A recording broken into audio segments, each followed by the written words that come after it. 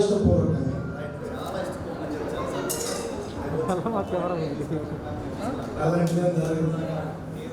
జీవితాంతం మరి అలానే పట్టుకోండి. చాలా సంతోషం కూడా పెద్దలు ఇష్టపూర్వకంగా ఎవరి బిడ్డ చేతులు కలిపారు. ఇది దేవుని యొక్క ఏర్పాటు, ఇది యెహోవా వలన కలిగిన కార్యం, ఇది అద్భుతమైన దేవుడు ఏర్పాటు చేసిన శుభ గడియ. ఈ రెండు జీవితానికి ఎప్పటికీ వేరు కాకూడదు. వసంతి శ్రీకాంత్ ఎప్పటికీ కలకాలం కలిసి ఉండాలి. అంటే ఇద్దరు ఒక శరీరంగా బ్రతకాలి కాబట్టి అది తల్లిదండ్రులకు ఇష్టం, దేవునికి ఇష్టం, మనందరికి ఇష్టం. అలాగే రెండు కుటుంబాల మధ్య బంధుత్వాన్ని ఏర్పాటు చేశాడు దేవుడు.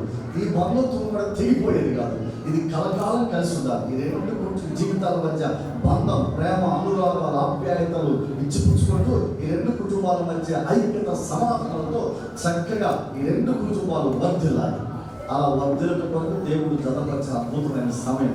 దీన్ని దేవుడు స్థిరపరిచి ఆశీర్వదించాలని చిన్న ప్రార్థన చేద్దాం. తలలో వచ్చని ప్రార్థన.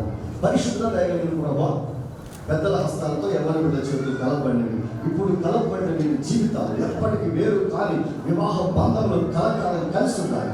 ఒకరికొకరై బ్రతకాలి. అలాగే రెండు కుటుంబాల మధ్య వియ్యమందున్నట్లుగా అయ్యా ఈ బంధాన్ని మీరు స్థిరపరచండి. సమాధానం అనే ఐక్యత బంధాలతో స్థిరపరచండి.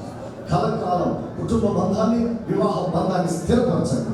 మా రక్షకుడైన యేసయ్య నామమున ప్రార్థిస్తున్నాము తండ్రి. ఆమేన్. అలా ఫోటో తీస్తారు.